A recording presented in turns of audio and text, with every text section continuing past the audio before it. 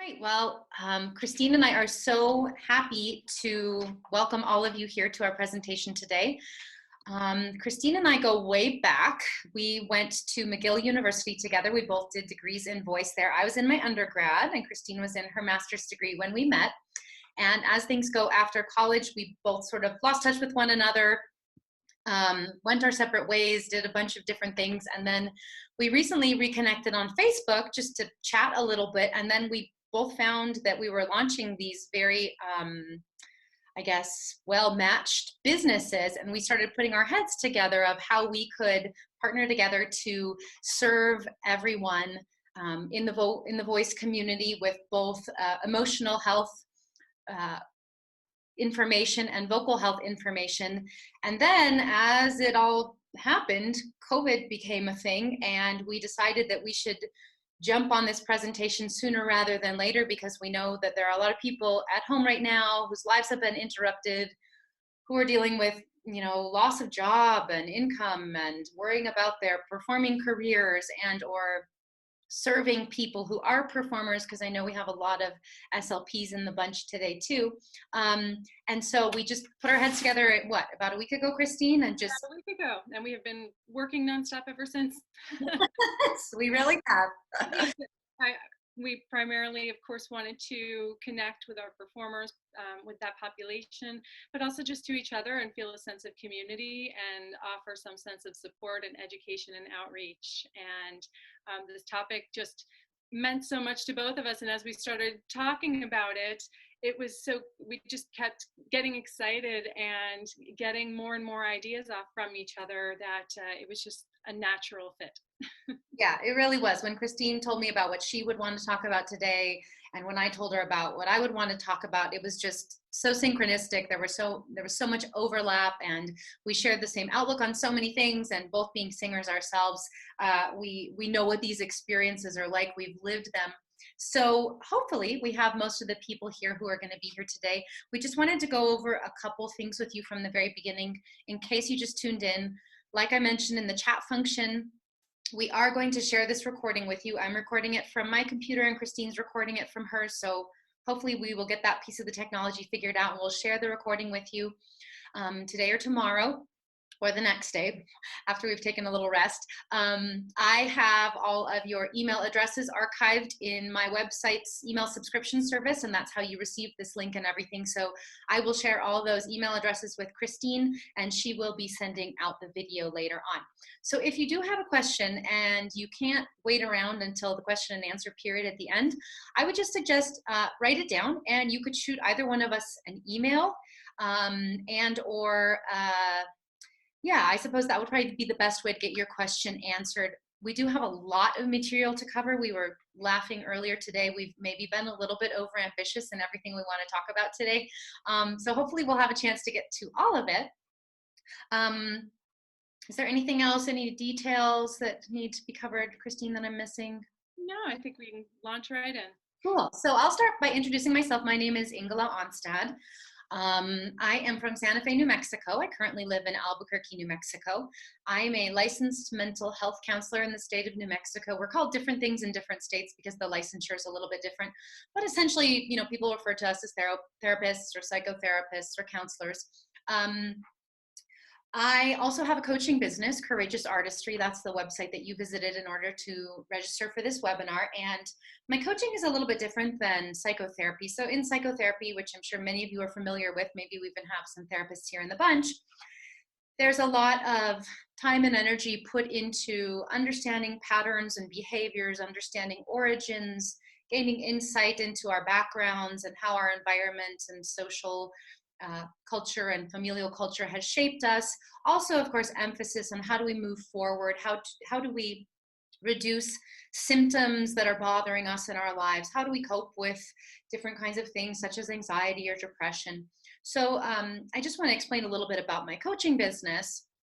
Coaching is different in that we're not performing psychotherapy. I'm working with performers of all ilks, and we are figuring out where are you at right now and how do we develop a plan to help you move forward. So a lot of people come to me, they're feeling kind of stuck. They're feeling like they're having some blockages, some roadblocks in their way, and they're wanting to figure out how to move past, whether this is something dealing with stage fright or performance anxiety directly, or sometimes it's dealing with something like, you know, my perfectionism is really getting in the way of my career, or my procrastination, or I have a block in terms of how to progress in my career. I have fears around putting myself out there. So I just wanted to do a little bit of education on that from the get-go.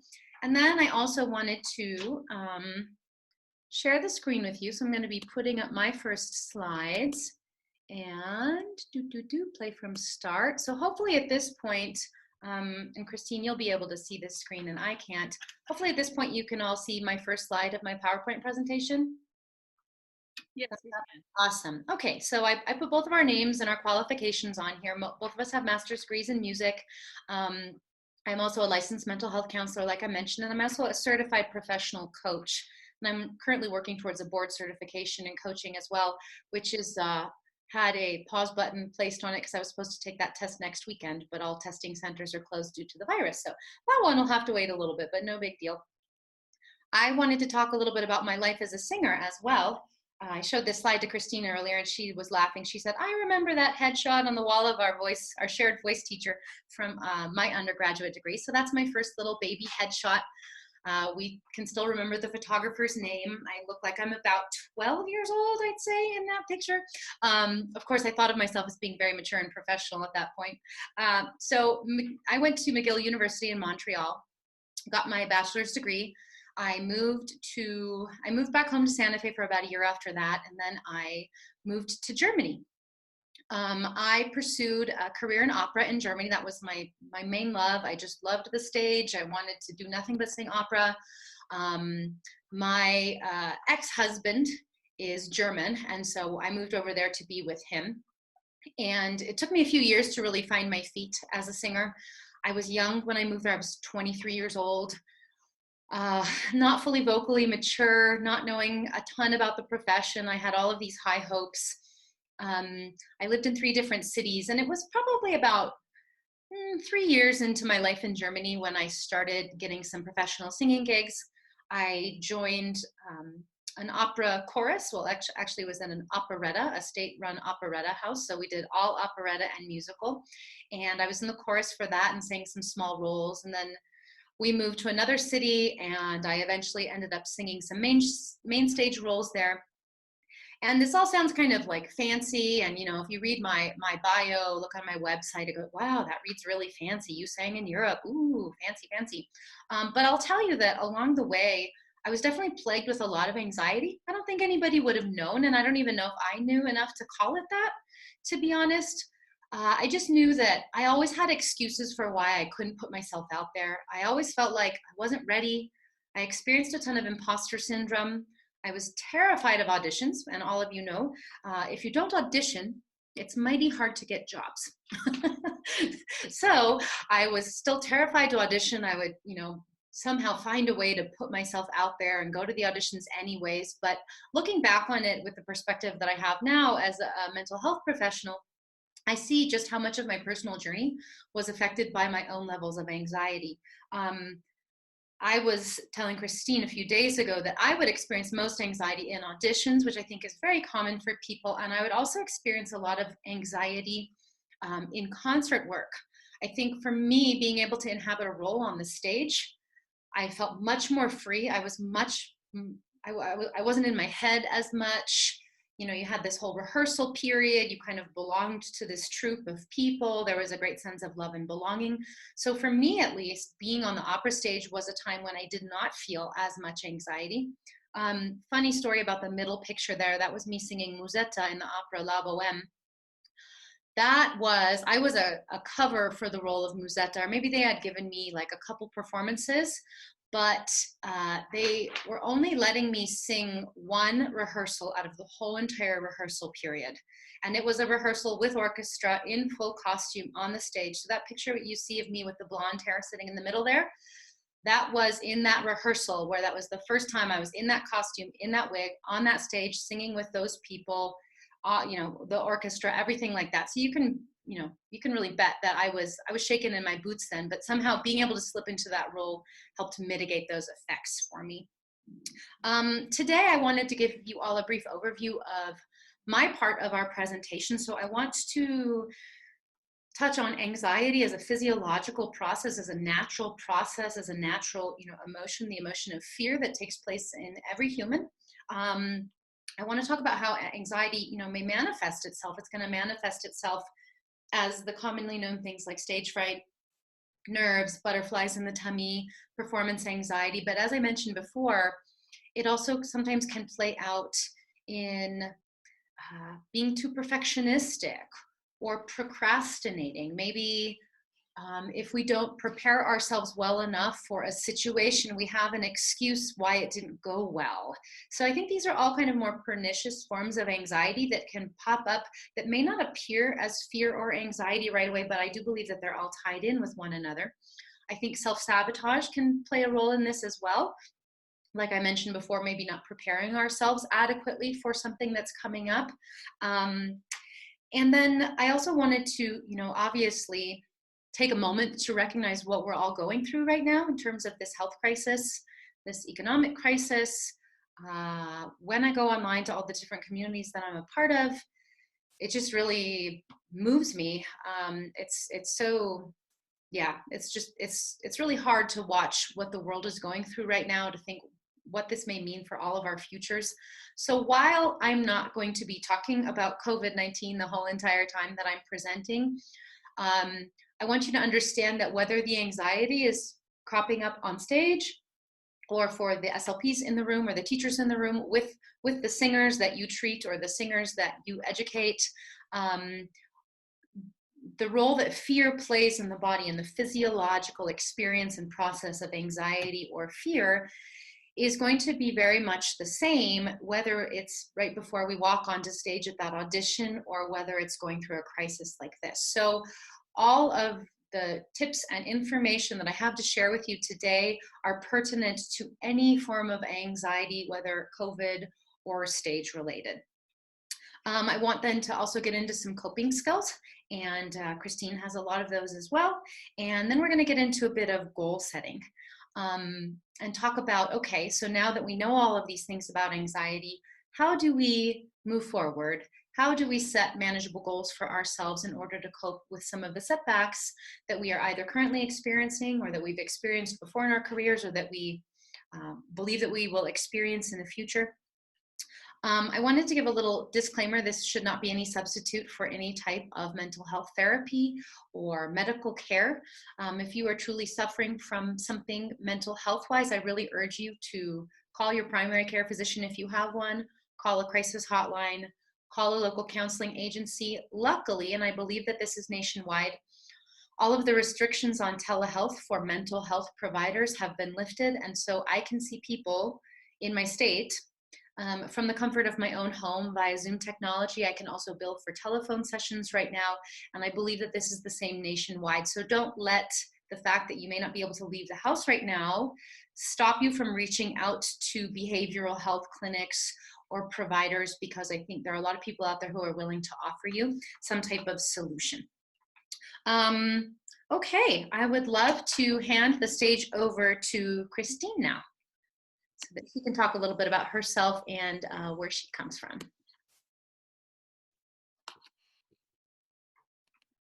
Okay, so hi everyone. My name is Christine Murphy Estes, and I'm a speech language pathologist, voice specialist. I'm a singing voice specialist and a presentational speaking voice coach with my own private company, Shape Your Voice. And I want to talk, of course, about anxiety and its role in relationship to the voice. And I want to say it's normal, it's okay, and you can work through it. We're hoping to give you tools and teach you tools to help you work through it. And who am I? Well, similarly to Ingela, as you know, I started off as a singer. I found my passion for music because I was an extremely shy and introverted child, and singing gave me a voice to express myself. And when it came time to decide on what to do for college, I didn't really have much direction. I didn't know what to do. And it was kind of like, well, I do this thing and I do it pretty well. I have a natural aptitude for music. So I guess I should be going to college for music. I guess I should be a voice major. And fortunately, college was mostly a good experience. I succeeded. I did well. I completed a bachelor's degree in vocal performance. I completed a master's degree in opera performance. I was cast in great roles. I was cast as the lead in a lot of shows and cast alongside people who are now singing in major opera houses all over the world. Cast alongside with people who are singing at the Met. Once the Met reopens, they'll be back on stage there. And here I am singing these incredible roles, but for me, my anxiety really took a toll. And I would get a really terrible cold a week before a show. And it was like clockwork. It would be like, it's a week before the show's going to open. I'm going to get the worst cold I've ever had. Or when I was in the real world and I would start auditioning, I'd go into my auditions and just have this negative running commentary going through my head the entire time, criticizing myself, going, why did you sing that way? That note was shaky. They're looking down at their papers. They're not even paying attention to you. Why did you wear that dress? All these different things while singing an aria. And it really just pulled me out of the moment. I couldn't give a good audition and I really struggled. So I ended up going through cognitive behavioral therapy with biofeedback, with a heart monitor, with a pulse oximeter, really kind of working through that anxiety. And it was extremely helpful. Now, in terms of my change of career to speech language pathologist and voice specialist or voice therapist, the story for a lot of people is that they maybe experienced a voice injury and went through voice therapy themselves and enjoyed the process and felt such a sense of motivation to give that to someone else that they became speech pathologists. But in my case, it was my anxiety that drove me towards a different career. Even though I finally felt I had a bit of a handle on it, I realized I wanted to help people and do something else instead. So I changed careers and found a different way to use my passion.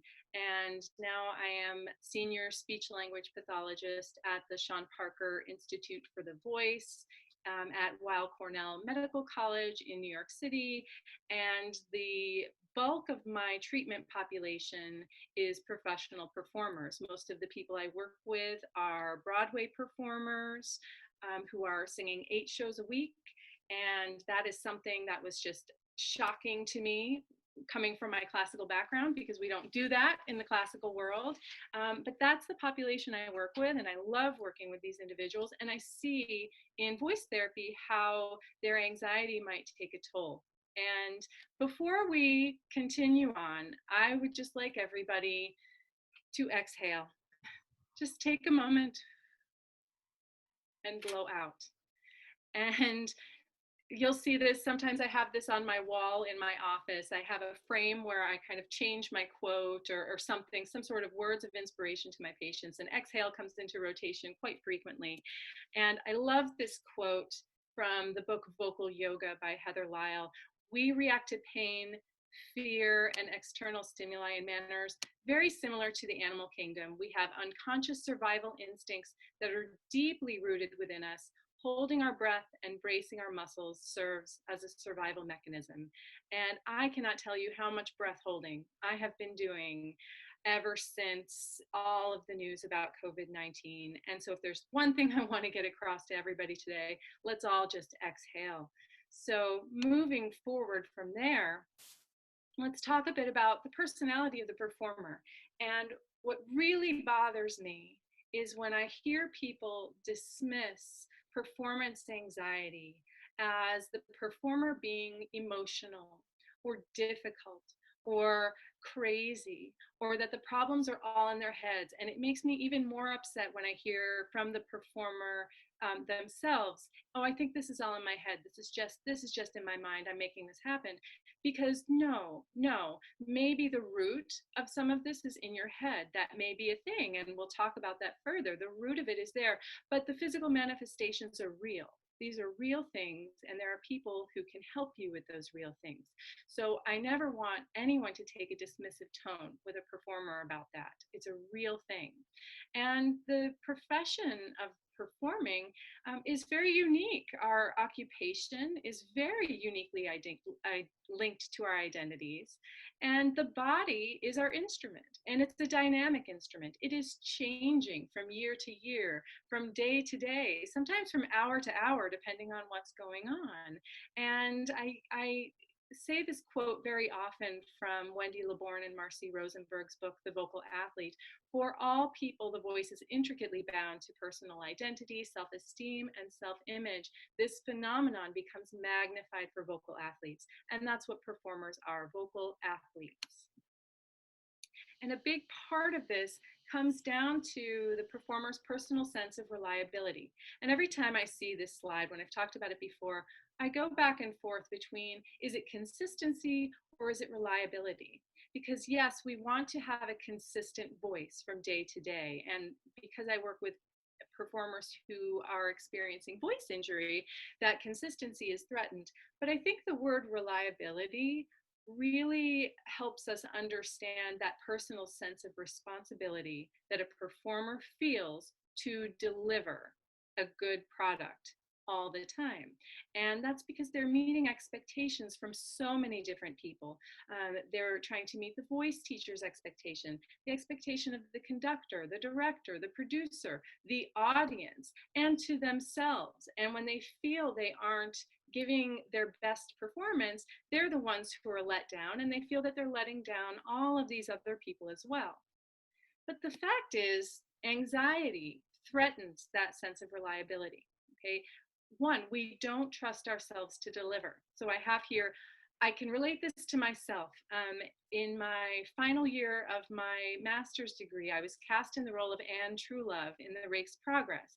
It's a great show, it's a great role, and if you don't know it, there's this incredible marathon of an aria that starts off beautifully and then turns into fireworks. And at the end of the aria is a glorious high C that you hold out. And I struggled with that high C every time. And I would, all of a sudden I'm going, I have such a hard time with that high note. I never know if it's going to come out. And then we believe false truths and we seek reinforcement of them. So now all of a sudden this feeling turns into, well, I can't sing high notes. I have bad technique. I'm only going to work on my low range, the area that I'm comfortable with. And that's what I would choose to do. I'd go with like what felt good. And other people would say, I'm going to hyper focus on my high notes. So going to the practice room and I'm going to sing high C over and over and over till I get it right. And for any of you speech language pathologists there, all we're doing is fatiguing our voices and setting up bad habits, because practice does not make perfect. Practice makes permanent. So 3, we pull ourselves out of the moment because we fear what could happen. So if you were to ever watch that VHS, that's how old this is, recording of me singing the aria from The Rake's Progress, you would probably see a girl who was very committed to character, very focused until about 8 measures before that high C. And then all of a sudden my eyes just start disappearing. I am pulling back. I am internalizing. I look like a deer in headlights because I am panicked over that high C and going, that high note is coming. I hope I don't crack this time. And by doing all of this, we really create this self-fulfilling prophecy, because now we've set up patterns of behavior and tension that are probably going to make us crack that high note, which is what I did, not in performance. Thank goodness it came through in performance, but everywhere else it was a problem. So some common situations that cause anxiety. Well, a bad audition will do it. Certainly cracking a high note will do it. Criticism and abuse from a voice teacher can do it. experiencing a voice injury in my world at the Parker Institute for the Voice, I see what the type of anxiety that my performers face because of dealing with voice injury and the insecurity that causes. So a big part of my role is to help them really claim ownership and get through that the best way that I can as a voice therapist. They may have anxiety from stress from occupational demands, from personal issues, or a big one is comparing themselves to other performers. Why is this person here and I am not? And right now, relating this back to the title of our talk, what's going on with COVID-19? Well, performers are feeling, I think we're all feeling, a sense of uncertainty. There is financial hardship and loss of insurance benefits. There is a lack of routine. There's a sense of fear and worry, general fear and worry. And it's really a moving target. We're finding out new information daily, hourly. We're getting all sorts of new information, and we're being bombarded by information through news, through social media. It's a lot, and it's taxing emotionally. And we don't have our usual outlets. We can't go and have a cup of coffee with our friends right now because we are physically, socially distancing ourselves as we should be. So we're not doing the things that we could normally do to cope. So as a reminder, let's exhale. What happens to the body when we feel anxiety? There are some very predictable things that happen because of the autonomic nervous system, okay?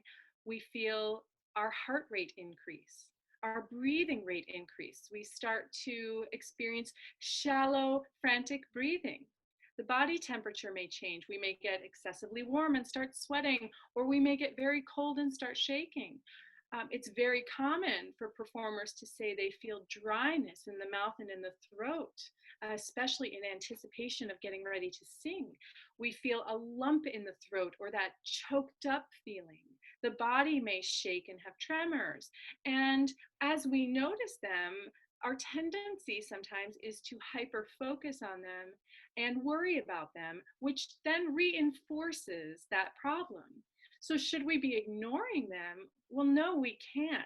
So instead, what we can do is acknowledge that these are normal responses. And this is going to be more of Ingela's territory, but this is a normal response to anxiety, to stress, to fear.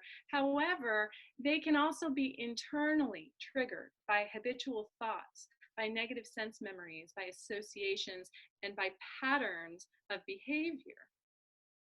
So I always like to say, and I think I took this from somebody, I can't remember who it was. It may have actually been Jackie Gartner-Schmidt. The larynx is located between the head and the heart, okay, the brain and the heart. So our cognitive center sends a message to the brain.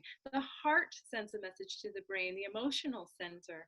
And that has an effect on the voice. You've all heard somebody say something and their voice is telling you a different message. If I say, I'm fine, everything is just fine, I'm fine, don't even worry about it, everything's fine, you can tell that I'm not fine because my larynx is doing something that is arguing with the message I'm trying to send you. You know I'm not fine. So we have to remember, we are systems. We are a system. We're not a collection of parts and organs. So imbalance anywhere in that system can have an effect on another part of the system. And I'm going to talk more about the specific response of the larynx to anxiety, but I want to give the screen back to Ingela so she can talk about more about the performer as a whole artist. All righty, let me go back to sharing my screen. Okay. All right, I was actually thinking as Christine was talking about her experience singing And True Love, I wanted to circle back to that for a minute because I don't know if you remember this, Christine, but I was your stage manager for that show. I didn't remember that. Oh no. I was the stage manager and you were a master's student and had the starring role at the time. And I was just like, wow, isn't she amazing? So all of this just goes to show how much our own hyper focus and our own negative thought patterns, you know, contribute to our well-being, not only, but also our voice. Well, while you were there suffering about that high C, which I've sung that aria and it is a bear of an aria. It's so written so unfavorably for most people. I was there just admiring you. So we're going to get more into mental thoughts and patterns later. But yeah, I was your stage manager. I thought you did a great job.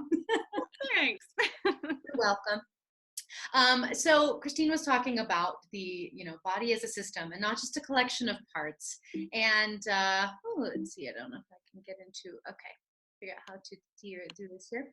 So when I give this presentation, and I've done this at quite a few organizations across the country, I always talk about the whole artist. So this, Christine and I didn't plan this part, it just kind of paired together very nicely. We have to be caring for our bodies.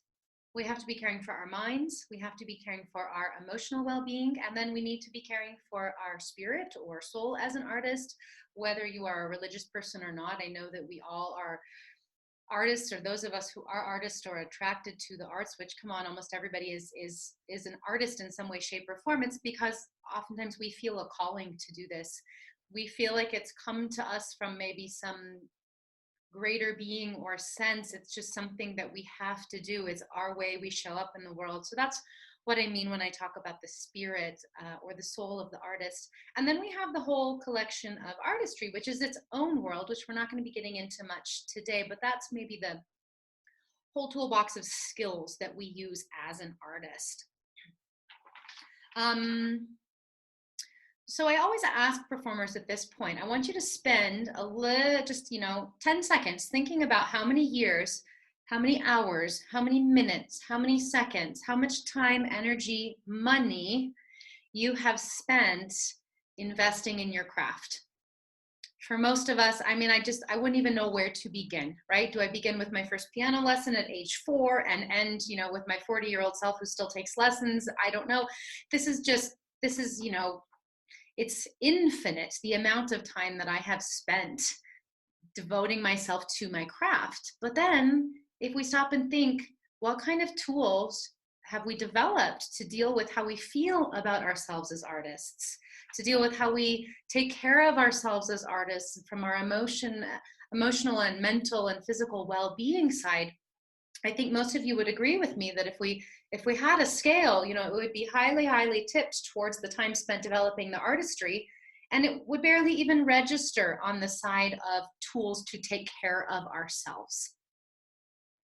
So many of you have probably taken a psych class at some point in time, maybe in an undergraduate degree, or some high schools offer psych classes. And if so, if not, no big deal. If so, you have likely heard of Abraham Maslow. He was a famous psychologist, and his hierarchy of needs. So if you look at the bottom of the hierarchy of needs, Maslow is stating that without food, water, shelter, and warmth, we cannot begin to worry about security, stability, freedom from fear. Without those, we cannot begin to worry about our love and belonging. Without that, we cannot begin to worry about our self-esteem, our achievement, mastery, recognition, respect. And then without that, we can't begin to worry about our self-actualization. And I think that this really hits home for me because so many of us are so dedicated to our self-esteem and self-actualization as performers. We spend so much time working towards this craft, this calling, putting it out there into the world. And sometimes the other categories, maybe they're not being ignored, but they are maybe not being cared for as well as they could be. So, when Christine and I were talking a few days ago, we were specifically talking about the love and belonging part of this hierarchy of needs, which I know a lot of us, due to this virus, are really probably feeling the lack of right now, because we're not going to our regular jobs and we're not seeing the people we would normally be seeing.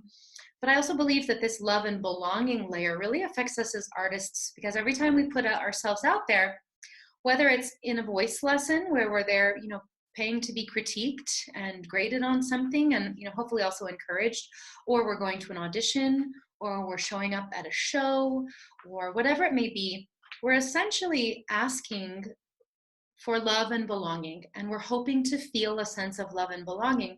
And when that is threatened, when we perceive that we are not receiving that love and belonging from our artistic community or from the audience, or back to the performer's personality that Christine was talking about earlier, it can be very threatening to our sense of well-being. And our system is designed in our body to be constantly scanning for some type of threat to our well-being, whether that be physiological threat to our well-being, which think a lot of us are feeling some of that existential worry and angst right now about our physiological well-being, our health, but also our safety, and then of course our love and belonging. So I like to show that diagram because I think it really helps us understand better just how important the lower levels are. And if they are not being cared for, it's going to be harder and harder for us to reach the higher levels of the hierarchy. So, taking care of the body, and Christine talked about some of the things that appear within the body, within our physiology, when we are feeling fearful or anxious. And I'm going to get into a few more strategies today, but I'm not going to spend a ton of time on this category because I really want to get into the mental side of things. However, I encourage you all to write down some of these suggestions. So, talking about the physiology of fear, Christine mentioned our sympathetic or our autonomic nervous system. So it's our sympathetic nervous system, one part of our autonomic nervous system, that goes online, so to speak, when we are feeling afraid. So back in the days when we lived in caves and we had to fight wild animals, of course, our body, our system developed, and animals are the same way, to constantly be scanning our environment for some type of threat so that we can quickly react. Speaking of threats, my postman just walked past my window and it gave me a little start. Whoa. All right. Yeah. And that's exactly what I'm talking about. Perfect timing. We go into fight, flight, or freeze response. When that happens, our system is flooded with adrenaline and cortisol, or some of the main hormones or chemicals that are flooding our system. Our muscles get filled with tension. We get sweaty, we get shaky. We often experience things like brain fog, inability to concentrate. Our pupils widen. Our digestion stops. Frequently, we experience goosebumps, which is something I hadn't really thought about before, but it is a part of the fight or flight or freeze response. So, of course, these responses within the body are preparing us to either fight that lion that we're coming across in the wild, or to run really fast from the lion, or to freeze and play dead so that the lion passes us by, all in an effort to keep us alive. Well, we don't really have to be fighting wild animals anymore, but that doesn't mean that our nervous system really understands that. It is still secreting the same stress hormones and preparing our body for the same stressful situation so that we can protect ourselves and we can stay alive. Now, where this can be problematic for us as performers is that we don't get to run from the lion. We don't get to fight the lion. We have to welcome the lion onto stage with us and stand next to the lion and sing the whole time. So you tell me, I mean, where did evolution take care of that need for us? It didn't really. So we have to learn a lot of very sophisticated skills in order to be able to stand on stage with that lion and, do a great job, which is being expected of us. So we go through this physical experience of fear, and it's a natural thing. It needs to happen. If we had damage to the fear centers of our brains, we would be engaging in all sorts of dangerous behaviors and we wouldn't stay alive for very long. So fear is absolutely necessary. We're never going to make it go away fully.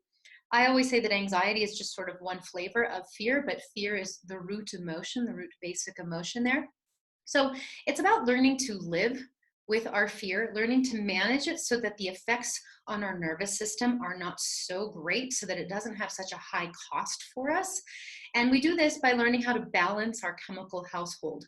So when we're feeling afraid, I always like to use the idea of athletes here, and Christine was talking about the vocal athlete. We are, as singers, we are small muscle athletes.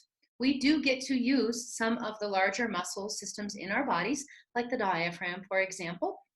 However, we are not like, Olympic athletes where they experience the same symptoms, but then they get to go, do the 500-meter race or whatever. I don't know. I'm not a sports person. Whatever athletes do, right? They run, they jump, they hop, they play a game. They get to experience all of these stress and fear hormones, and then they get to deal with them. They get to manage those stress chemicals and hormones by springing into action, which is sort of what our physiology originally intended for us. We don't get to do the same thing. So if we don't learn how to balance some of those chemicals in our chemical household in our body, we're going to really feel the effects of that adrenaline and that cortisol. So we want to do things that increase our dopamine and serotonin, are two of the real biggies there.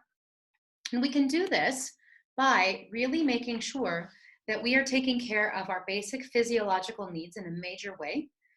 Sleep hygiene is one of the most important, powerful ways we can manage anxiety and fear.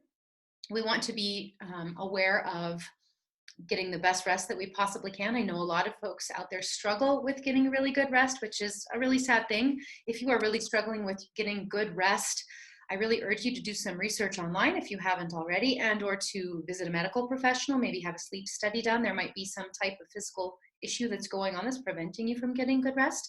It may be, and I see this a lot with my therapy clients, that when we are in a highly activated state, when we're feeling very anxious, or oftentimes if people are suffering from depression, either a lack of sleep or wanting to sleep excessively can then ensue. Then we get into these bad cycles of sleeping all day and then maybe being up all night, where we're missing the peak hours where we could be getting rest. Anyway, I could go on and on about sleep for a while because I talk about it a lot with my clients, but I know that, I'm speaking to a very educated bunch of people here, and I would say that there's a lot of research you can do on your own, but be very aware of this. Nutrition. We need to be managing our nutrition as best we can. I would say also really watch your caffeine intake levels. I have seen many people be able to significantly improve their sleep and also to decrease a lot of their anxiety by really, really getting serious about managing the levels of caffeine that they ingest on a daily basis. It's worth a try, if nothing more. If it doesn't affect you, great, keep on drinking your caffeine. You may find, though, if you wean yourself slowly off of a lot of high levels of caffeine, that you might experience a lot more calm within your body, a lot less stress. Exercise is a great way of feeling really good. Exercise, interestingly, activates our sympathetic nervous system, which is the part of the nervous system, like I mentioned, that is responsible for the fight, flight, or freeze. So because we're springing into action and we're breathing more quickly in exercise, our sympathetic nervous system is activated. However, afterwards, when we start breathing more slowly and regularly, when we're kind of coming into our cool down phase, or if we're doing less strenuous exercise overall, then our parasympathetic nervous system is springing into action. The parasympathetic nervous system is the part of the nervous system that we want to activate when we're feeling very agitated. That's the part of the nervous system responsible for what they call the rest and digest phase. So we don't want to always be in fight, flight, or freeze, and I'm sure a lot of us are relating very strongly to fight, flight, or freeze right now due to everything happening in the news. But we want to do everything we can to activate our parasympathetic nervous system. So exercise is a great way to do that. Breath work is a fantastic way to do that. Christine and I were talking about breath work earlier, and I know she's going to talk a little bit about it as well. One of my favorites that I suggest to people, I have two favorites. One I call the snake breath. I use this a lot even with small children who are experiencing high levels of anxiety or fear. You just take in a quick inhale and you hiss it out. Let's everybody do it all together.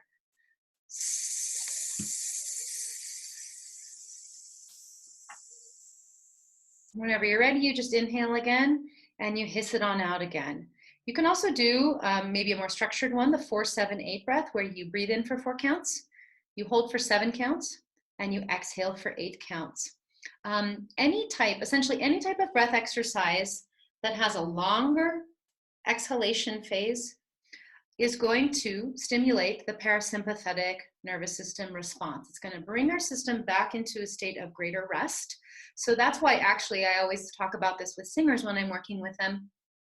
Frequently singers say, well, I feel really nervous, and then once I get out onto stage and I sing a few phrases, I feel better. Well, think about what we're doing there. We're taking a short inhale and we're singing on the extended exhale. So no wonder that extended exhale allows our heart rate to slow down again, which is why, or somebody who's in a show, like anybody in musical theater, for example, if you get to do a big dance number right away, great, good for you. You're likely slowing down your breathing by doing that, and you're calming the heart. Well, you're first stimulating the heart rate, but then you're calming the heart rate again. Everybody knows about mindfulness and meditation these days. If you're not practicing it already, and especially in a time like this, you got to start. Start somewhere, even if you say I'm really bad at it, or I don't like it, or it doesn't help me. That's not a thing. It helps you. You just have to stick with it. I will not accept the answer that doesn't help me from anybody that I work with or talk to. It may not help the first time you do it. You may not notice the effects, but if you stick with it over time, it will help you. There's loads of research backing this up.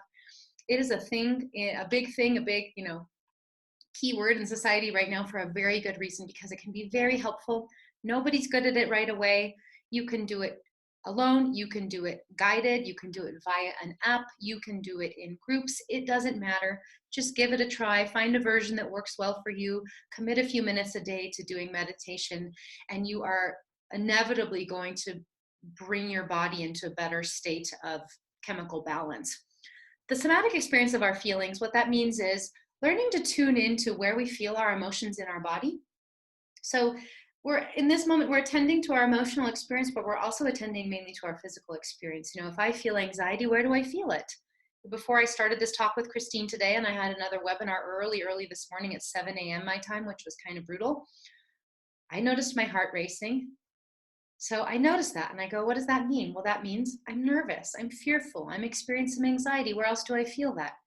I feel it some in my chest. Okay, so rather than trying to run from it or pretend like it's not happening, can we tune into what's happening in our physical selves and just become more aware of it? I know, speaking from the standpoint of a singer, this is also really helpful for singing as well, tuning into our kinesthetic awareness of the body and recognizing where we feel our emotions.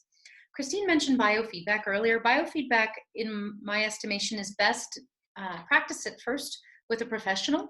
But there are things online that you can look at. There's one place called the Heart Math Institute, Heart Math. So like your heart and then the word math institute. They are some of the pioneers in bio.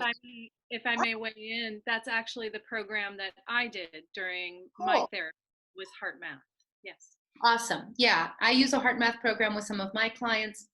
It's a tremendous way of gaining more control and learning to manage your anxiety a lot better. So you can look into that.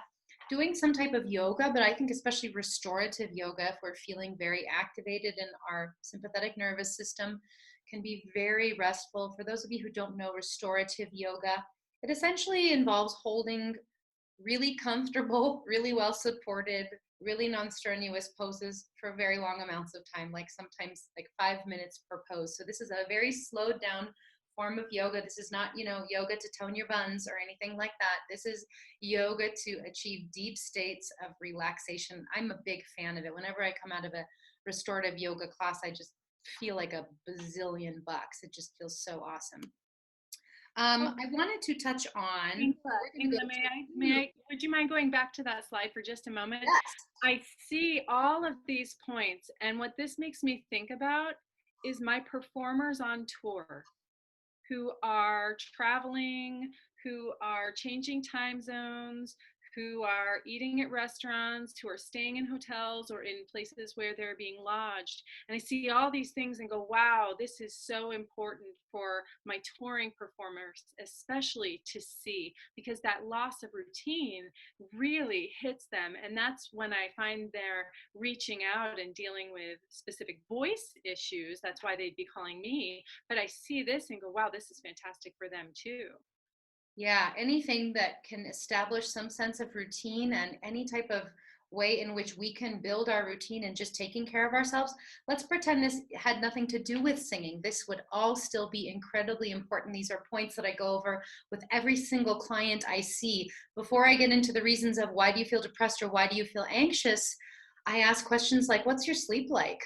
What are your eating patterns and behaviors like? What kind of exercise are you getting? Not because I care about how you fit into your skinny jeans or not, but because I care about your chemical balances of your chemical household. So yeah, I thank you for pointing that out. I could see how for performers on tour, this could be so powerful. It takes a lot of discipline, right? It takes sometimes doing the things that we don't want to do, going to bed earlier or waking up a little bit earlier so we're awake in more of the daylight hours, turning off our devices a little bit earlier, making sure the fridge is stocked with healthy groceries and options to cook. So this can be a challenge for a lot of people. I find they kind of skip over it and sort of try to do their best, but they don't maybe realize what a severe consequence it can have on their mental health. And then I think with that slide, I'm going to hand it back to you, Christine, because I know you're going to talk some more about some of this stuff. Okay. So we are going to get into the response of the larynx to anxiety. And in order to understand what the larynx is doing, what our voices are doing, we need to understand the functions of the larynx. And the primary function of the larynx is protection, to protect our airway. The secondary function is regulating our breathing, our respiration.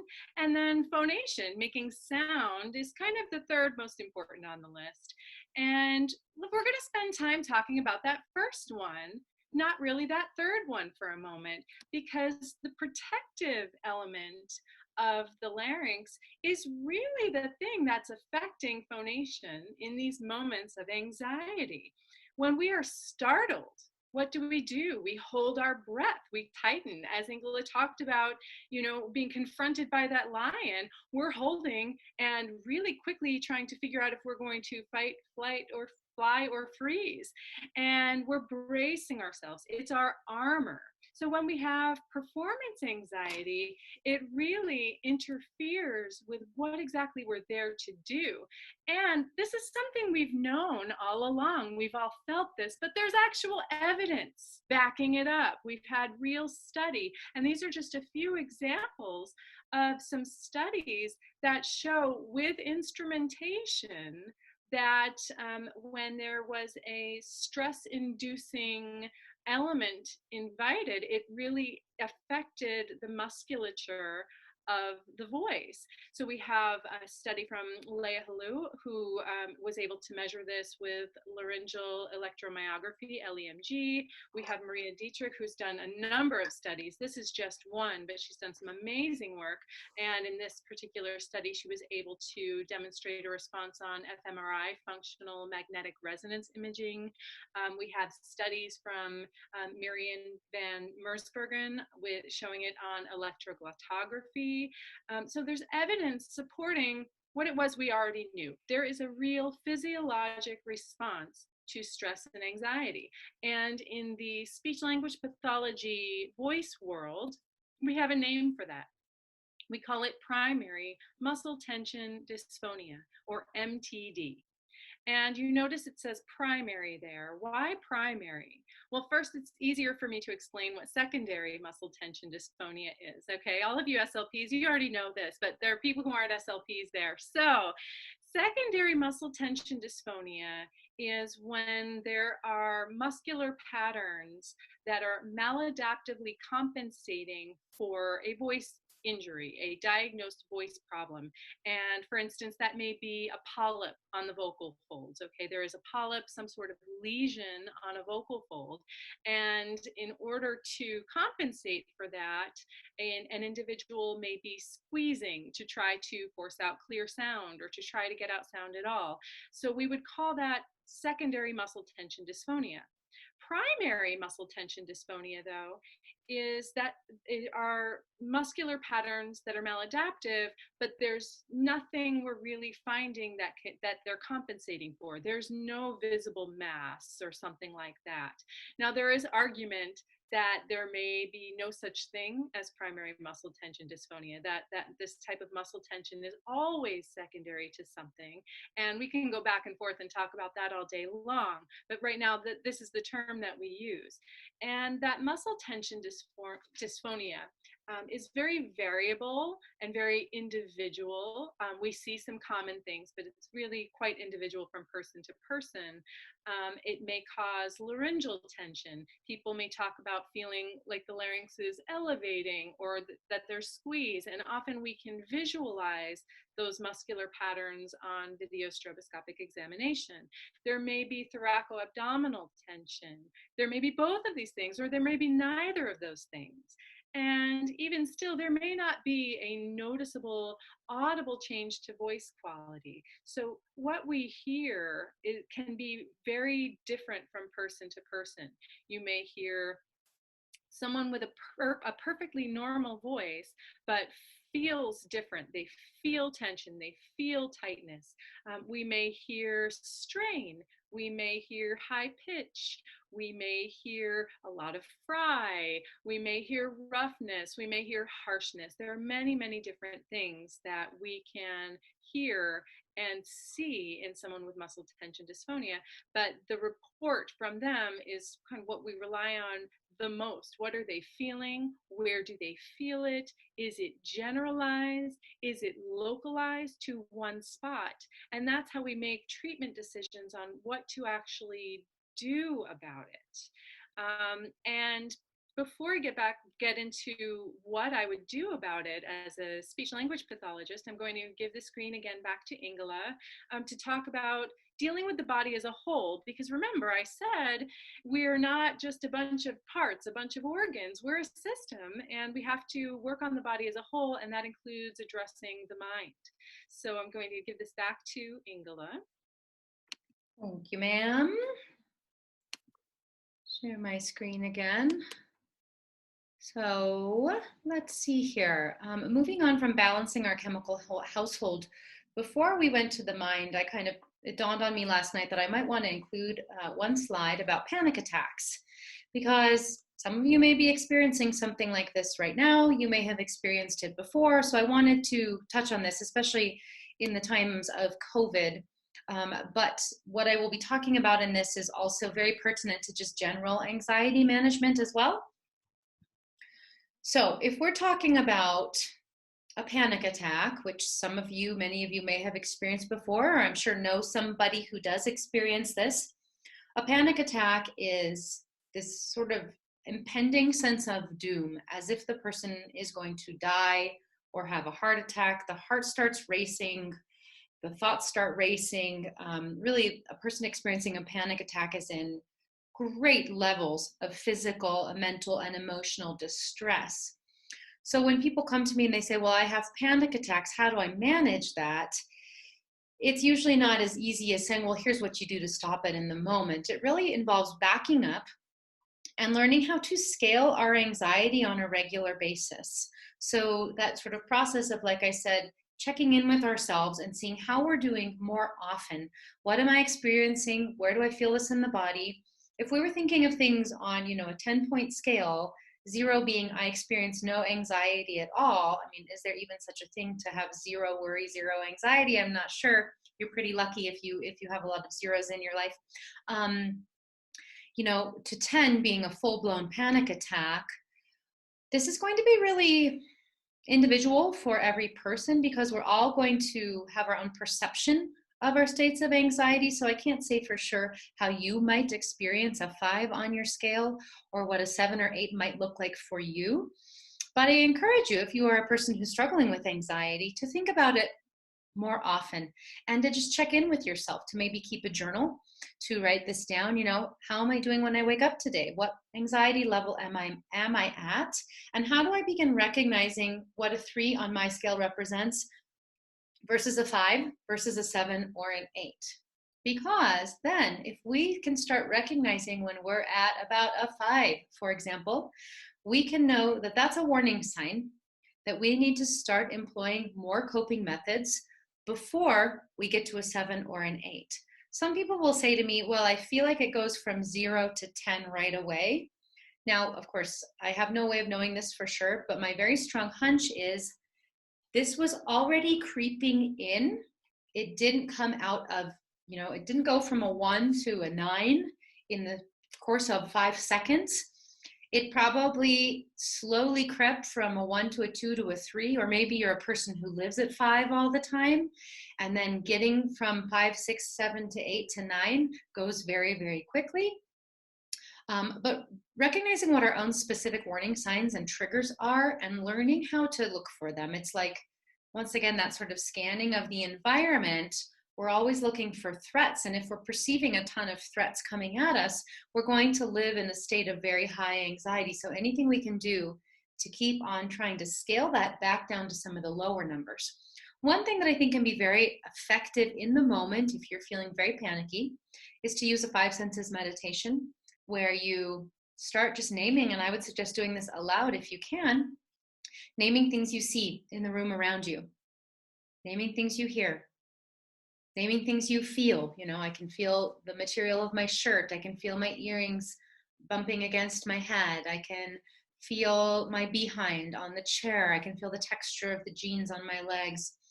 And then thinking, what do I also smell? And what do I taste, if anything? And keep on going through that process to help bring us back into the present moment. I'm also a big fan of the legs up the wall yoga pose, which you can see demonstrated here in that little diagram. If I have a client who's going into a panic attack and I get them to lay down in my office by, sitting down kind of next to the wall, scooching their bum right up next to the wall, and then laying down and swinging the legs up there. At the very least, that person in that prone position does not fear falling or collapsing. So they're already being supported by the ground. There's nowhere they can go from there if they were to pass out, which is not super common in panic attacks. In my experience, it's more the feeling that we are about to versus actually doing it that's so alarming. That can be very helpful. And legs up the wall can be a really helpful yoga pose for just general everyday anxiety. We might all want to be giving this a try a few times a day right now with all the stressors that we're experiencing. Remembering that a panic attack will have an end and reminding yourself of that, it will come to an end. And then, of course, seeking some type of medical or mental health care, because once a person has experienced a certain number of panic attacks, sometimes the number is even just one, we can create, there's a lot of anxiety created around what if it happens again. So that feeling of living with what if it happens again can, just build up a lot of excess anxiety surrounding an already very stressful event.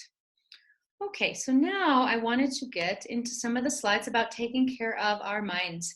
Some of this. Ingela, before we do, I keep interrupting you. I hope you don't mind.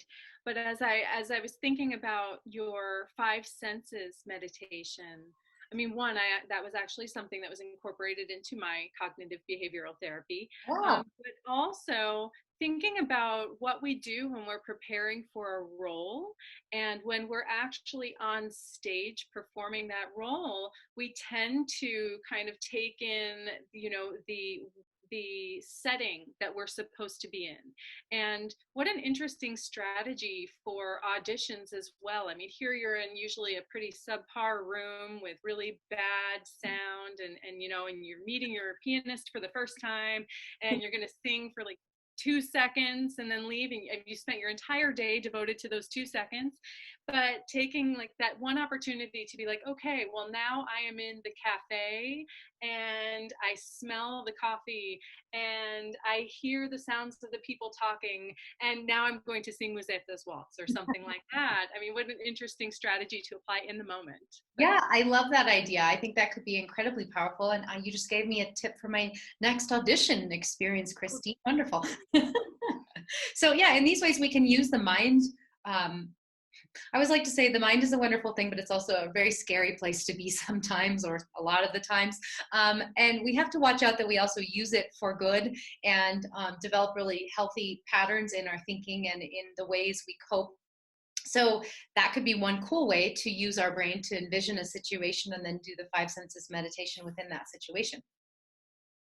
So first and foremost, when we are thinking about how to take care of our minds, what I mean by that is we have to learn to recognize that our brain is always thinking, but that these thoughts are not facts. And that these thoughts are also not the whole entirety of our existence. Meaning that our minds can be a very tricky place to be, and they can really fool us into thinking that because we think a thing, it is so.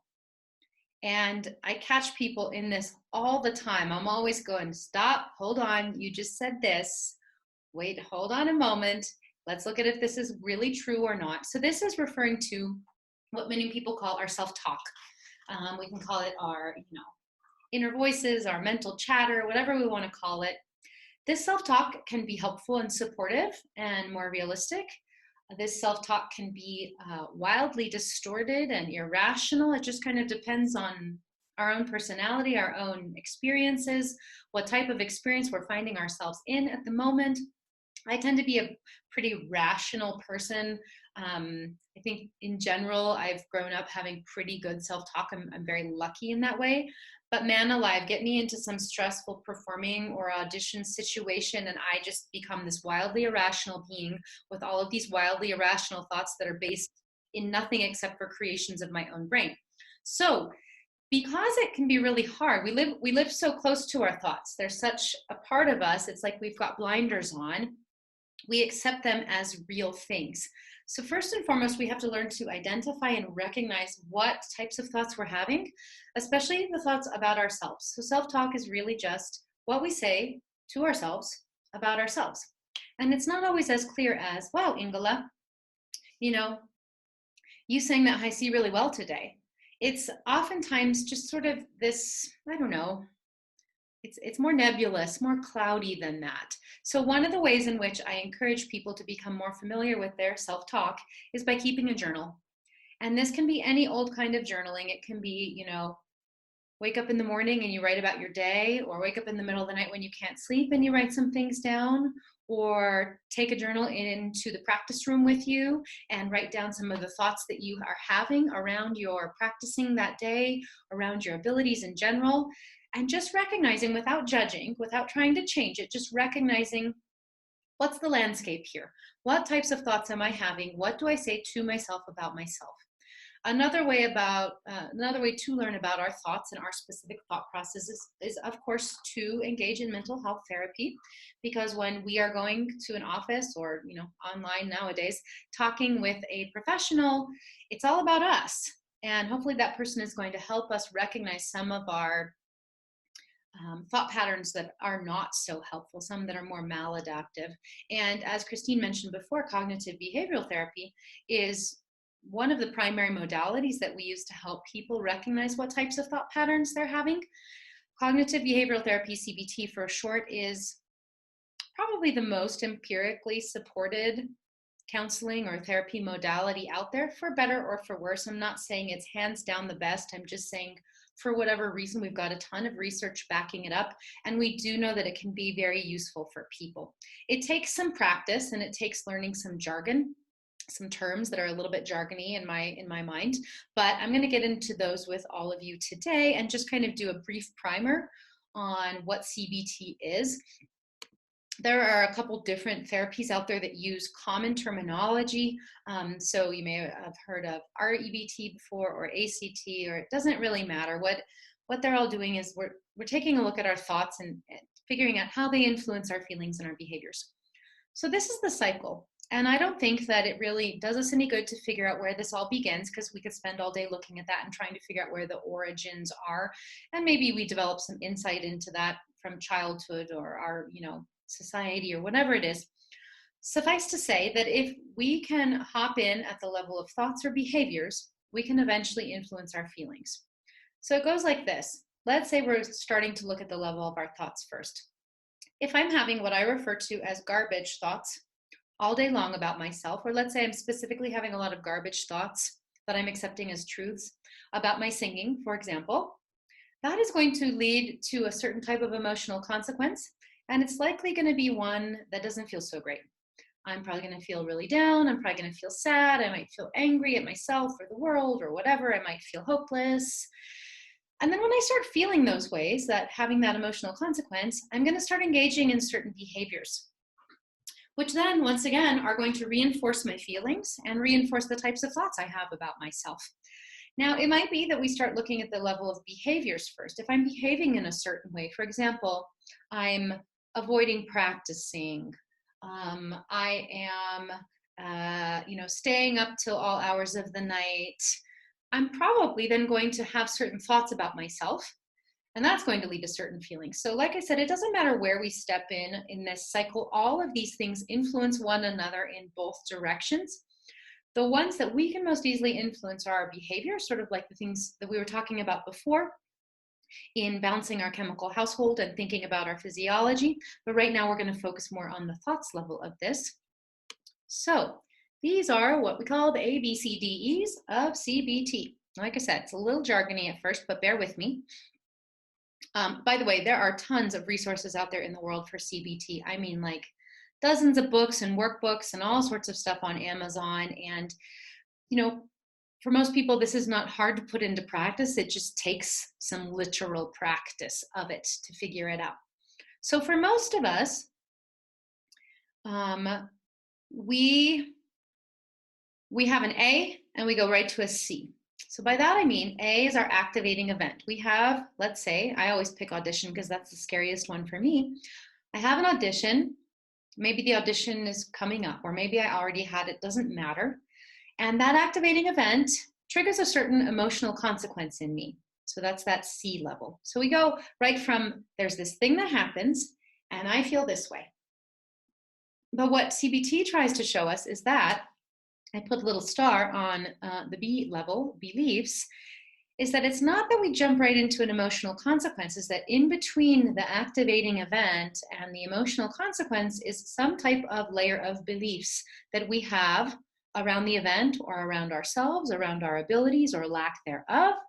So this can be both a good and a bad thing, you know. Maybe I'm an ace at auditions and my emotional consequence is that I feel great about auditioning because it goes well for me and I tend to get a lot of jobs.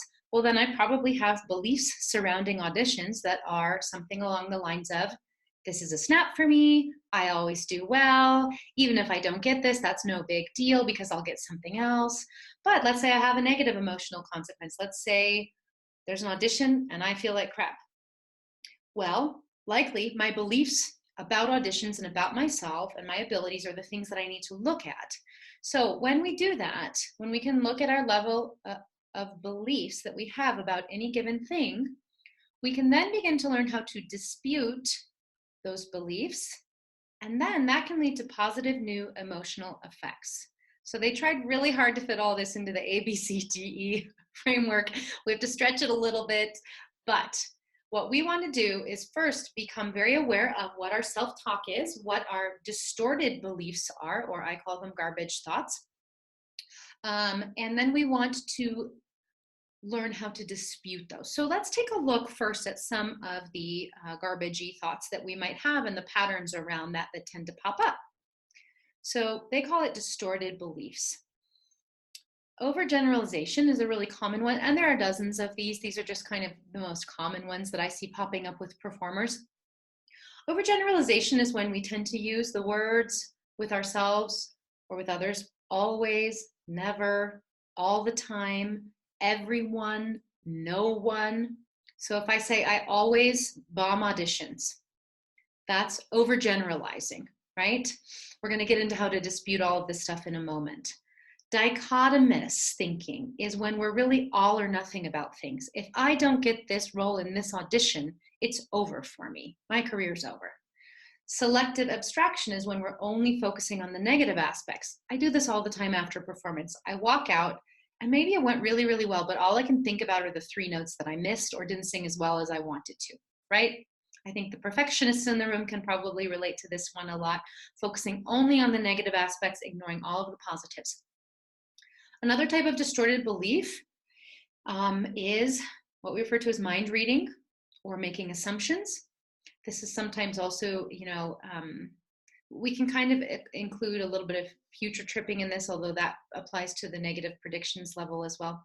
So mind reading or making assumptions is, I see this with younger students a lot. They finish their voice jury and they go, oh, well, that professor thinks this about me and they were writing this about me. And they're reading into a couple, eye twitches that one professor gave or that one adjudicator gave. And they're making the assumption that they know exactly what that person was thinking. This is a really pernicious one, but we all tend to do it. Or they think this about me for sure. Negative predictions, fortune telling. This is when we pretend that we can see into the future and we definitely know what's going to happen. When we use the word should or should not or ought to or ought not to, that sounds so formal, or must not, I think shoulds, in some of the parlance, they call it shoulding all over yourself, which I think is kind of funny, haha, or masturbation. Okay, so don't do any masturbation or shoulding all over yourself, people.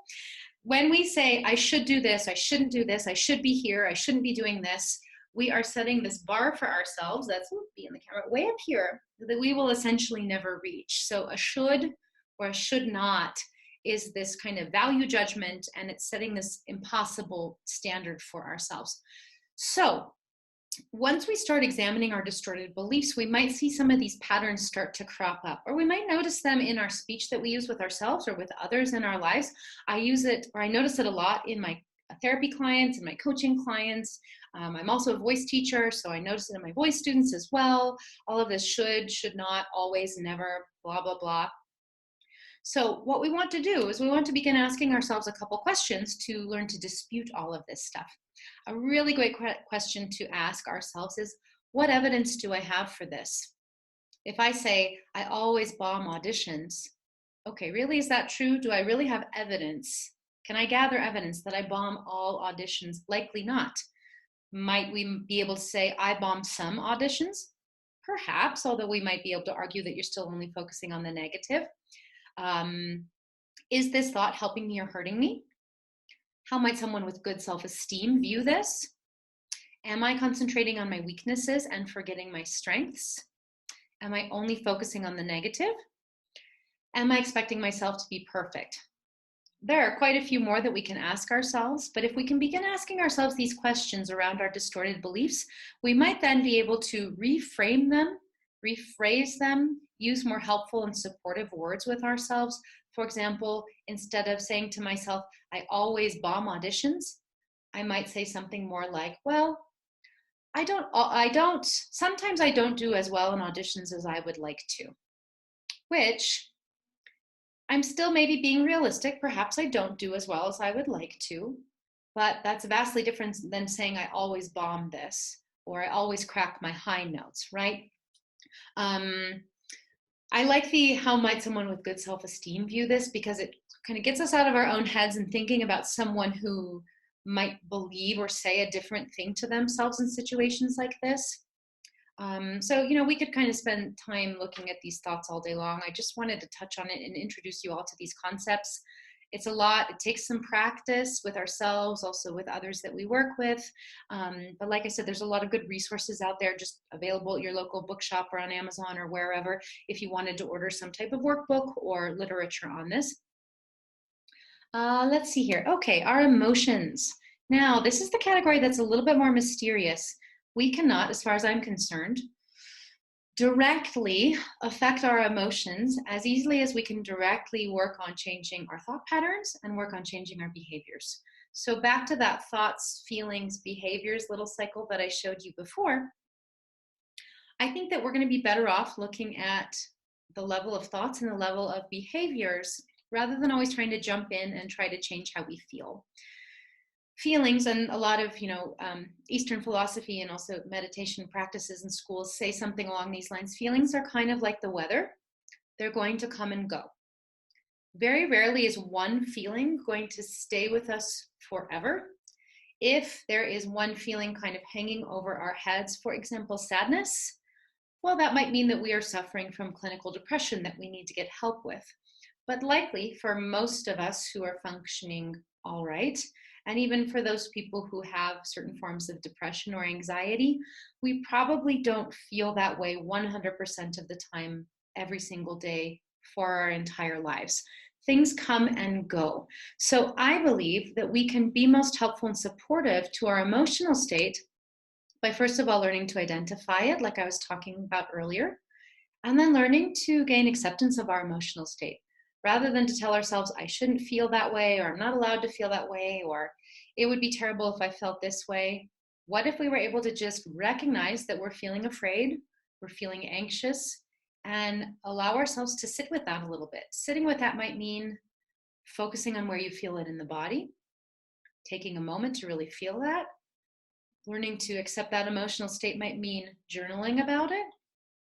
Learning to accept that emotional state might just plain and simple mean naming it, saying, I feel sad right now, or I feel anxious right now, which I'm sure all of us do because we're going through collectively a very difficult time. You could do art about it.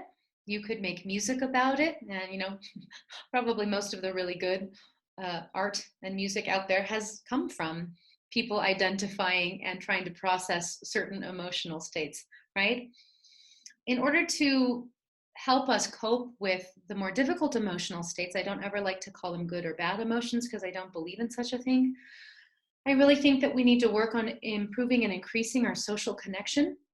Once again, thinking back to Maslow's hierarchy of needs, that pyramid, that love and belonging slice right in the middle there If we feel loved and we feel like we belong somewhere, which I know can sometimes have its challenges, depending on what we have experienced in our lives, we are going to feel more supported, more understood, more seen. Um, Thinking about, what was the emotional talk in my household like growing up will oftentimes give us a lot of insight into this as well. Did I grow up in a household that didn't accept anger, or that didn't accept sadness? Or some households don't accept happiness. What are you so happy about? Why are you smiling so much? Those types of things, right? Sad but true. We all have our personal painful experiences that we've gone through in our lives. That's universal. And frequently, the way we deal with our emotions is highly influenced by our family culture growing up.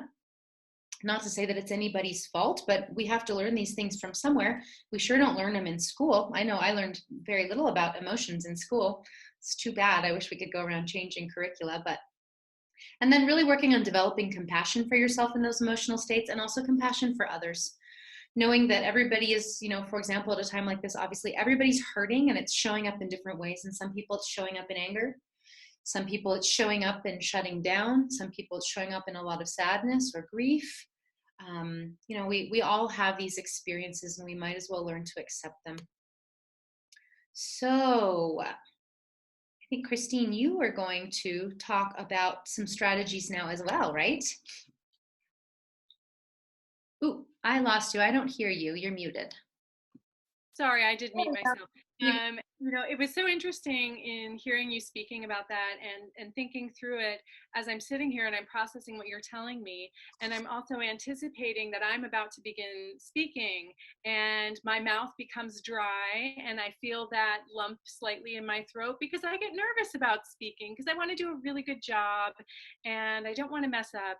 And it's incredible because it happens right in that moment. And I go, oh yeah, now I'm aware, I'm noticing it. And so instead of trying to take it out of my head and say, no, you're fine, you're calm, whatever, which would cause some cognitive dissonance because my body's saying one thing and my brain is saying another. Instead, I said, okay, my mouth feels dry, my throat feels dry, I have a bit of a lump in my throat. Once I start talking, I know what's going to happen and I'll be okay. So there you are. There's some, Good job, Christine. I'm going to share my screen with you. Give me a moment. Here we go to get reset here. So we left off with muscle tension dysphonia, and you're talking about kind of recognizing feelings in others and empathy. And I think for us speech pathologists, like that's what drove us into our field. We are empathic people. Ingela and I did not actually coordinate things like this. This just happened to work out so beautifully this way, where we just set each other up really nicely. But we are helpers as speech pathologists. We are empathic people. And when our patients come to us, when our performers come to us, and their concerns are very much related to anxiety or something emotional, I know most of us desperately want to help them. We want to chime in with life advice, but that's not our role. That's not within our scope of practice. We are not mental health practitioners. And for that matter, neither is the voice teacher, although that relationship can often be very friendly. There can be kind of a parental type of feeling, a confidant, a mentorship of some sort, but it's not their role to give you life advice. It's their role to teach you technique. It's my role to rehabilitate your voice.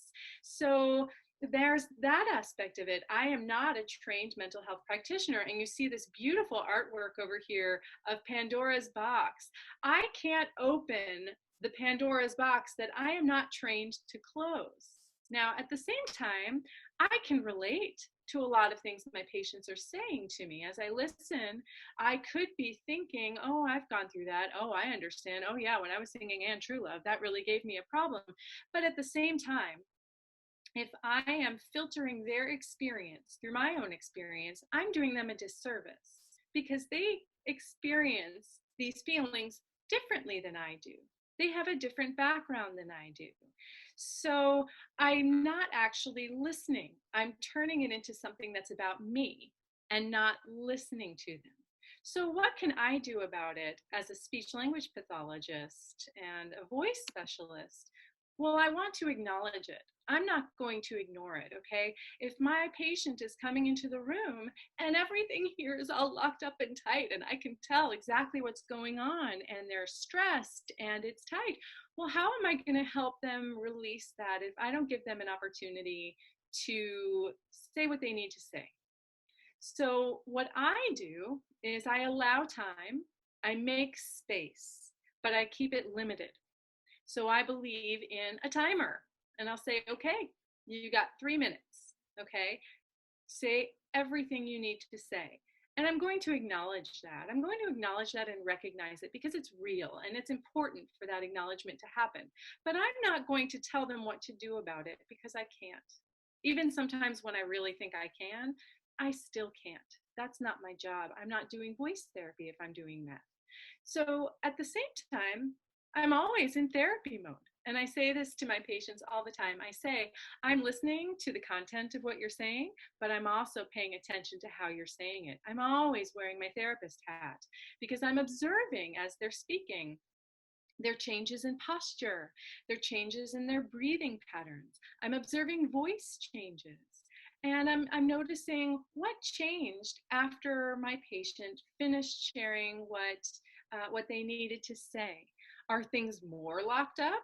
Are things relaxed? And we might talk about that as part of the therapeutic process. We might say, hey, did you notice that as you kept going with that, your speaking pitch lowered substantially and you were feeling maybe a little bit more of a release of breath? Let's explore that.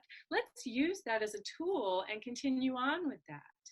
And along with that, we can use these observations and we can communicate it to our patient's voice teacher. If our patient signs a release and allows us to have that communication, we can actually share that information with the voice teacher and say, hey, I noticed this thing when I let your student talk about this. I noticed these wonderful changes. So that relationship between voice therapist and voice teacher can be really beneficial in being redundant and reinforcing a goal altogether. So I want to introduce you to some strategies we use in the voice therapy world. And I want to say in advance, what I'm showing you are just some samples. This is not a substitute for actual voice therapy. If you are experiencing voice problems, either acute voice problems that don't have a real good explanation for them, or chronic voice problems, you should be seeking evaluation from a laryngologist. And a laryngologist is an ear, nose, and throat specialist who specializes in voice. In our practice, Dr. Lucian Salika says he's an ENT who only does the T. And he's trained in all the things, but his specialty is the T. The other thing he likes to say is he's the world's worst otologist. So, but really fantastic with the voice. So you want to seek that evaluation. And if you're referred for voice therapy, a voice therapist will work closely with you to determine what strategies are going to work really well for you and how to incorporate them into your day-to-day life. So I'm going to teach you just a few things on this list here to get you started. So I combined two things on here because they're somewhat related: low breath and stretch and flow phonation. And, as I said before, and Ingela has said too, as we start feeling those feelings of anxiety, the breath becomes faster and shallower. So if we do this prolonged exhalation, which Ingela talked about, and I like to use pursed lips or sustained fricatives. Ingela said the snake breath, and I think that's fantastic. That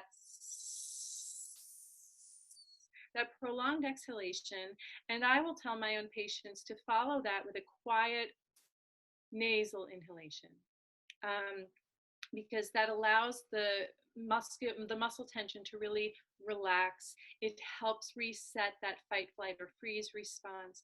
And I say low because I'm not going to say diaphragmatic breath. Okay, we are always breathing with the diaphragm unless there's a real reason that we can't, because of maybe a paralysis or some sort of thing like that. We're always breathing with the diaphragm, but that breathing can become very shallow, and we want to help find a lower center of that breath and really allow for this nice sense of expansion as we inhale. Along with that, stretch and flow therapy has some really good empirical evidence backing it up. And this is to reduce breath holding. It can encourage good airway management. And it's somewhat approached hierarchically, although it doesn't have to be done that way. And so I'll just show you an example. What I'm doing is I'm just taking this strip of tissue here and I'm holding it right around about at my nose. And I'm going to start off with a very breathy and unvoiced whoo. So I'm stretching that out. And now I'm going to add something. I'm going to go hulu, hulu, hulu, but it's also going to be unvoiced.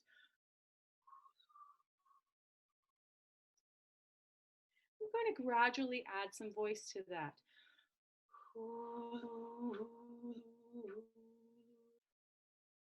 And now I'm going to move my voice up and down.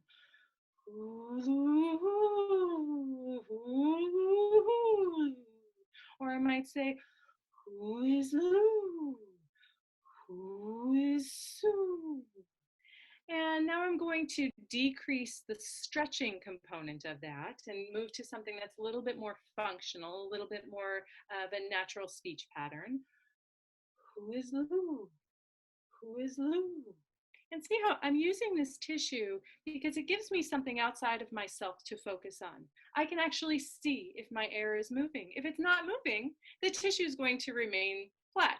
If it's not moving well, it's going to kind of stop and start and not be very consistent. So I have something actually tangible that I can focus on. And it also helps me get out of my head. So now I'm going to decrease the flow of that and not be quite so breathy because we can't really be walking around speaking like this now, can we? So I'm going to go, who is Lou? Who is Lou?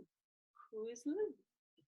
Simple as that. And you know, if you're working with a voice therapist, we'll find strategies that work more closely and are very helpful for you. We'll personalize it. There's no cookie cutter voice therapy or one size fits all type of thing.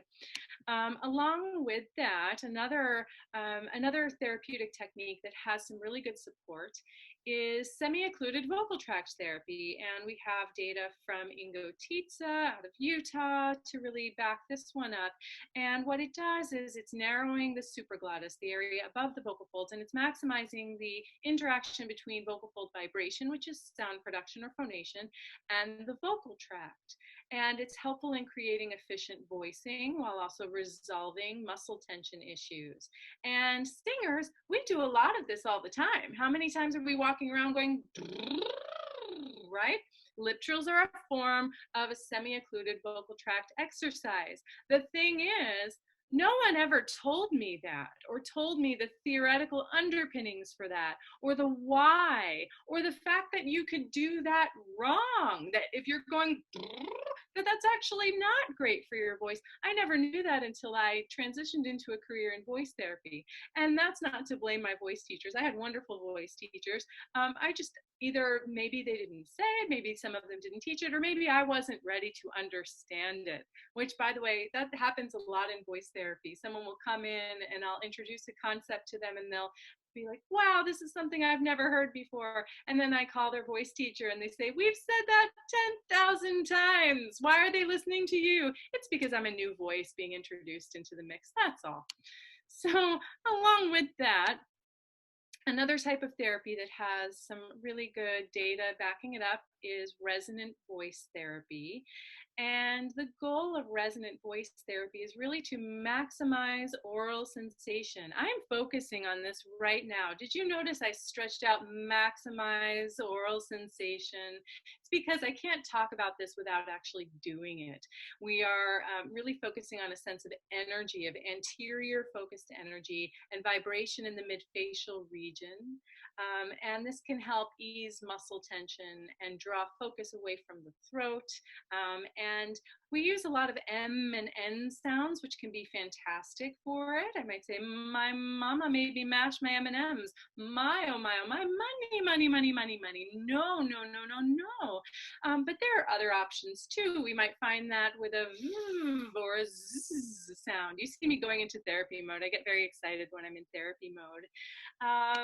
And there's also manual laryngeal therapy and other types of stretches and massage types of techniques. And you really need to make sure you're working with someone who is qualified to do these.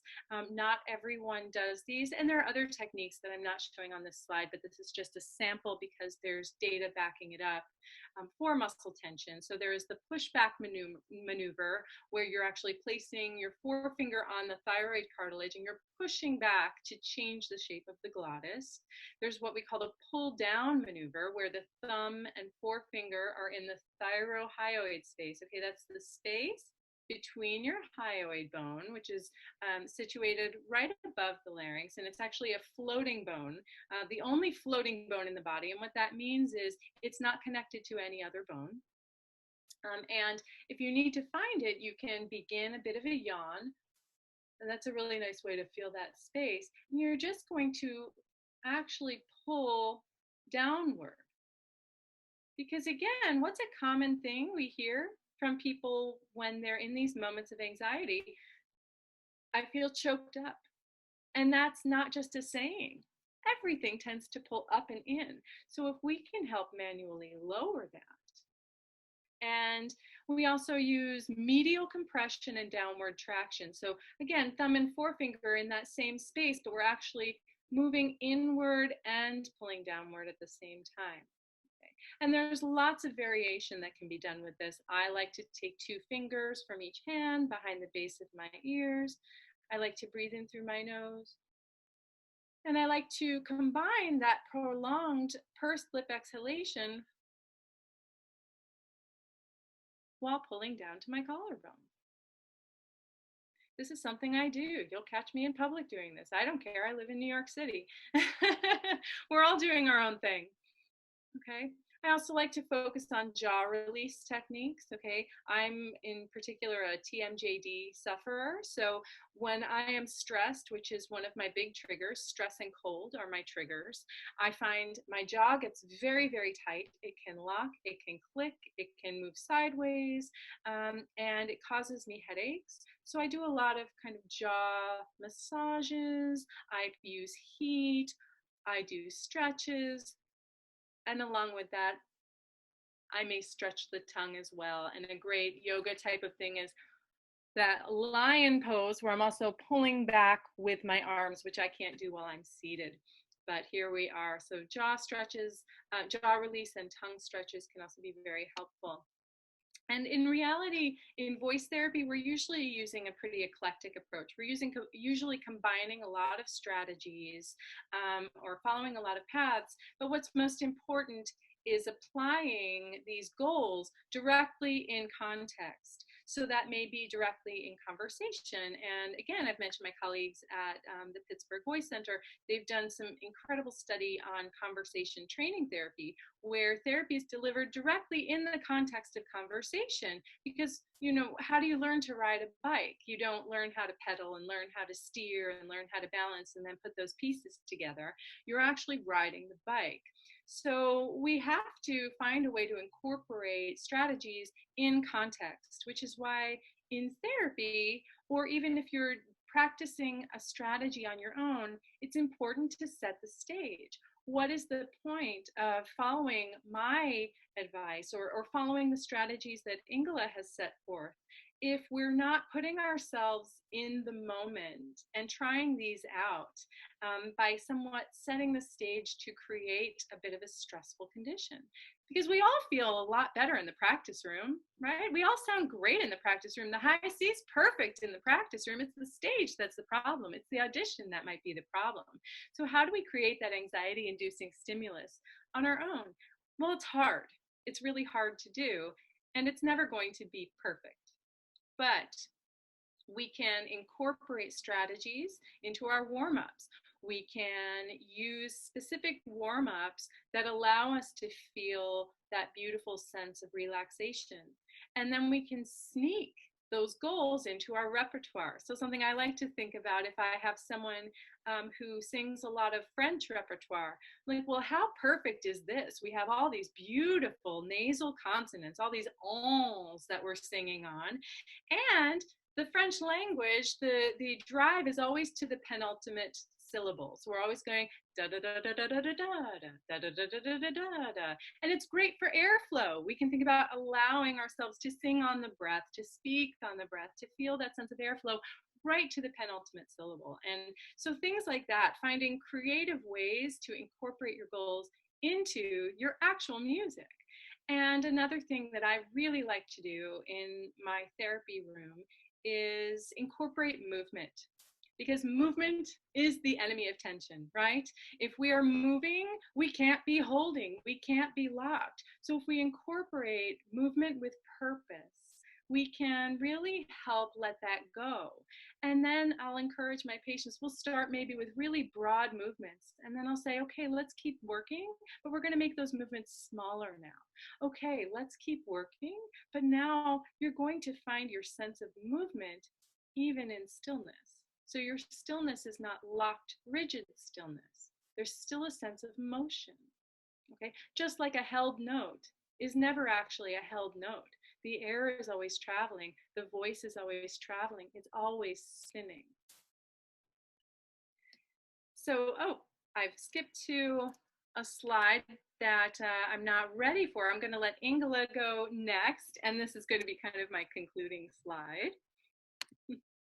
Yeah, and just to check in with everybody, we know that we said we would try to keep our lecture to about 90 minutes and leave 30 minutes for questions, and we will still, Christine and I will hang around as long as there are questions. I realize we're going over a little bit, but never fear, we are getting close to the end here. So we had a feeling we might go over time, but like I said, we will send out the recording later if anybody needs to leave.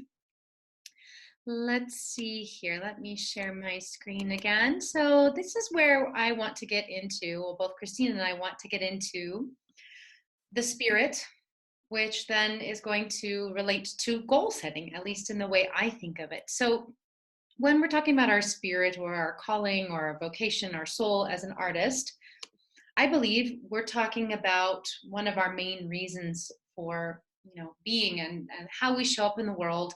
It has everything to do, back to Maslow's hierarchy, with our own self-actualization.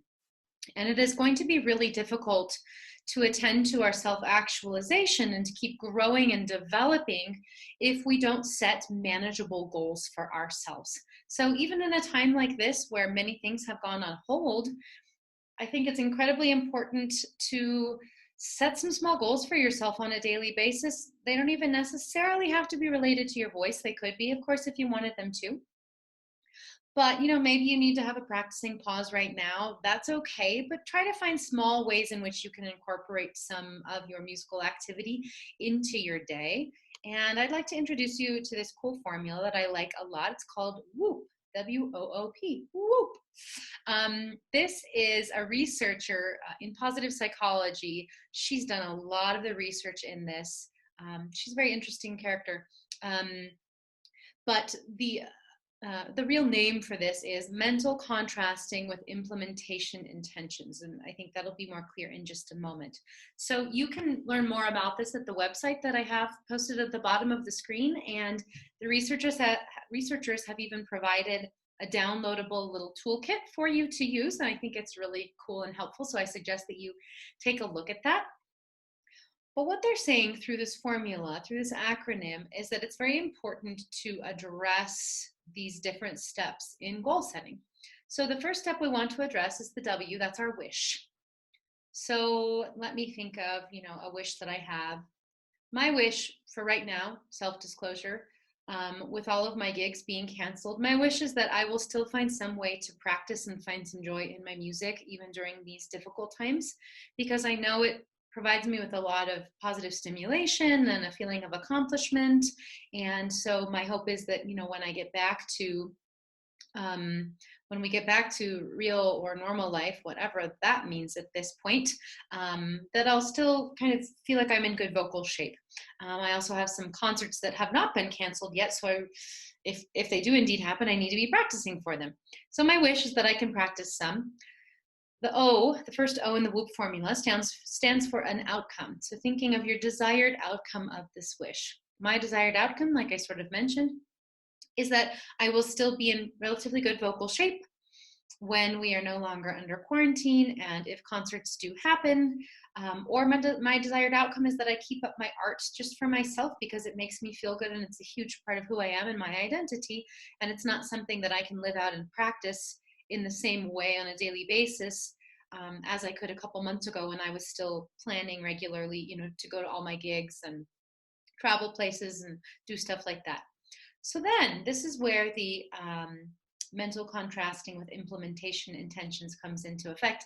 We want to address obstacles. So obstacles is the second O in the acronym. What might be obstacles to me practicing during this time? Well, if I'm going to get really real with myself, some of my obstacles are going to be feeling sort of hopeless or feeling like, well, what's the point? Who knows? We might be, I might be here forever. Oh gosh, all the gigs might be canceled. Another obstacle might be I don't feel like it because I'm tired and I'm stressed and I'm anxious.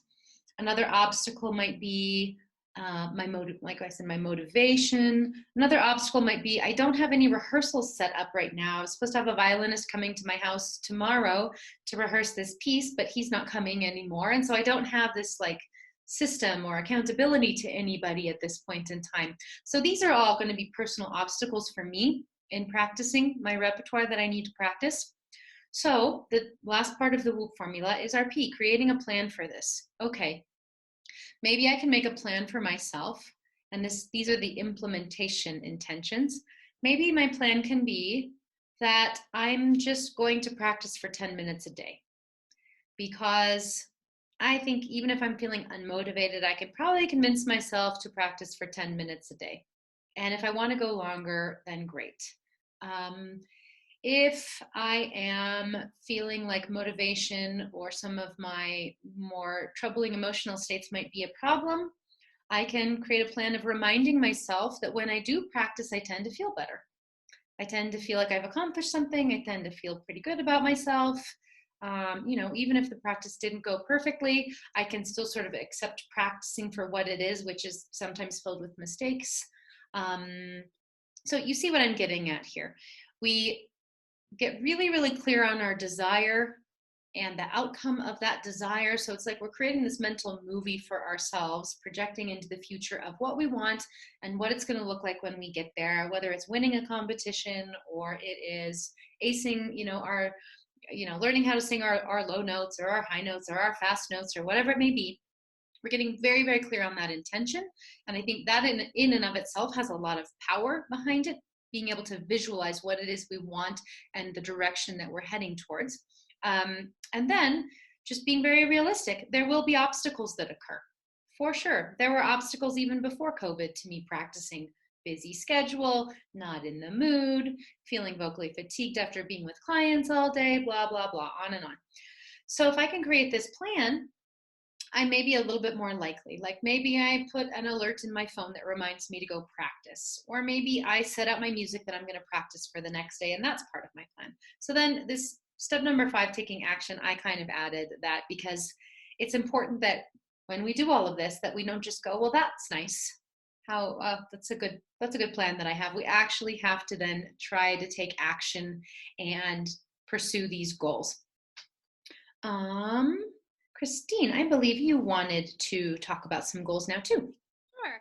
Ingela, I need to introduce the WHOOP formula to some of my patients who come in week after week and say, I didn't have time to do voice therapy. I'm a terrible patient. They say that all the time. And I say, you're not a terrible patient, but you're not helping yourself.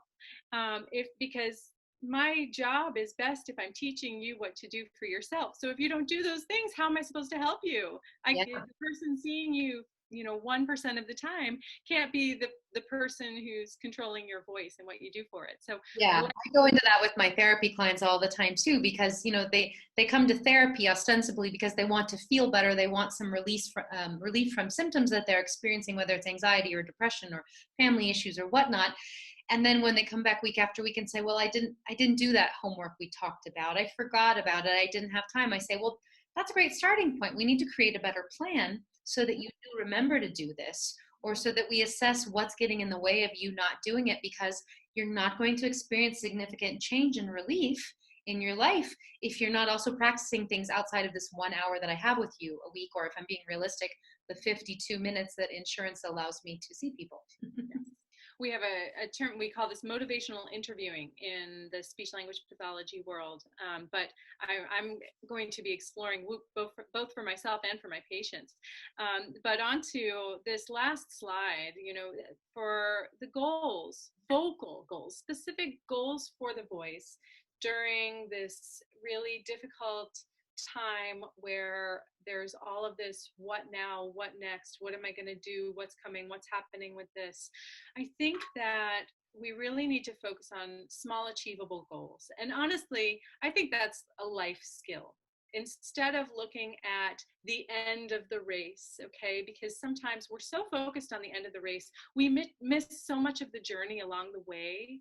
And also, I would like to posit that if we are only focused on the final, ultimate goal, in some ways we're setting ourselves up for a sense of failure at all times, because we're not actually achieving anything. We're always not quite at that goal. So setting small goals. So as you said, practicing 10 minutes a day, or saying, today I'm going to work on this section of this song and really kind of focus on this section and really getting it into my body, or I'm going to translate this language, or I'm going to work on something small that you can achieve. And you'll find that as you keep meeting this small goal and this small goal and this small goal, well, all of a sudden you got to the end and reached the finish line, but your focus was different and you had all of this sense of achievement along the way. Also, this is a really good time, unfortunately, but also fortunately, for performers in shows to assess the things and address the things that have been long swept under the rug, because there's no longer, oh, I just have to get ready for the next show because I'm doing 8 shows a week. No, now there's time to say, this section of this song has never really worked for me. Maybe I'm going to work on that now. Or, my singing voice is always fine, but my speaking voice is getting tired all the time, and it always did. Maybe that's something I can work on now. So take time to say, okay, this is out of the picture for the moment. How about I focus on this thing in the picture instead?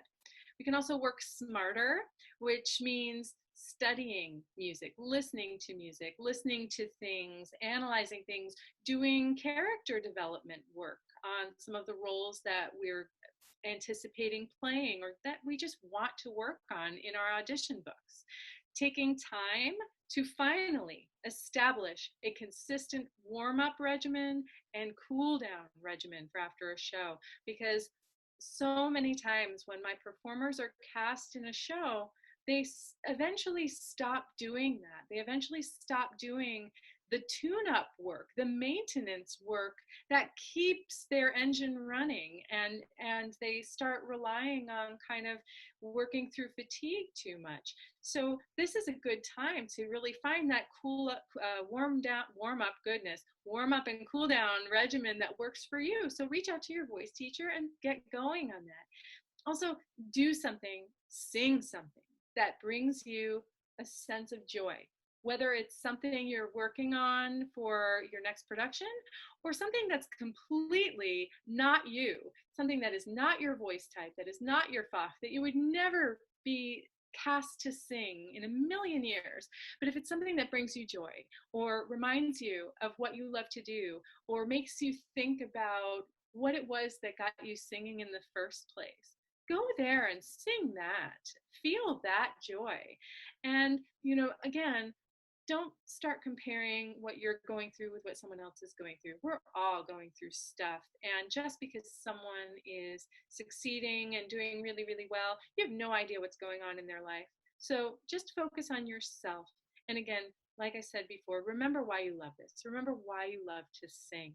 Those are just small goals to start working on now. They're lifetime goals, though. They're things you can do forever. And and along with that, I'm just going to conclude my portion of this and just say thank you for welcoming us here. Thank you for being part of this. Keep going, keep working through it. You'll see my personal website for voice coaching, my Twitter and Instagram handles. I am posting content constantly. I have warm-up videos. I have all sorts of things. And our Facebook page for my work as a senior speech language pathologist is the lengthiest Facebook page in the universe, but that's what it is, the Sean Parker Institute for the Voice while Cornell Medicine. And you should be seeing some really good announcements, some things about joy coming up pretty soon. We are working on something and we'll keep you posted. So thank you all, and back to Ingela. Thank you, Christine. And one thing I was just thinking of before I go to my final slide is that when you mentioned, that a lot of your performers have trouble because they want to get to the end of the race and they don't necessarily or aren't able to focus on all the steps in the race. I really have a feeling that sort of like I mentioned before, that this is also a more pernicious and kind of secret aspect of anxiety. And it's having to do, in my mind, with a lot of perfectionism.